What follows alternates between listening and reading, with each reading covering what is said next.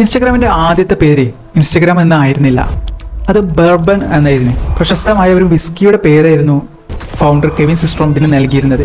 അതൊരു photo sharing പോലും ആയിരുന്നില്ല, അത് ഒരു ലൊക്കേഷൻ ചെക്കിംഗ് ആപ്പ് ആയിരുന്നു. അതായത് ഞാൻ ഇവിടെ എത്തിയിട്ടുണ്ട്, ഞാൻ ഈ സ്ഥലത്തേക്ക് പോകുന്നു എന്നൊക്കെ ആളുകൾക്ക് മാർക്ക് ചെയ്യാനും ഫോട്ടോ ഷെയർ ചെയ്യാനും ഓരോ റെസ്റ്റോറൻറ്റിൽ ബെസ്റ്റ് ഏതാണെന്ന് വോട്ട് ചെയ്യുക, മീറ്റപ്പ് പ്ലാൻ ചെയ്യാനൊക്കെ ഉള്ള ഒരു ആപ്പ്.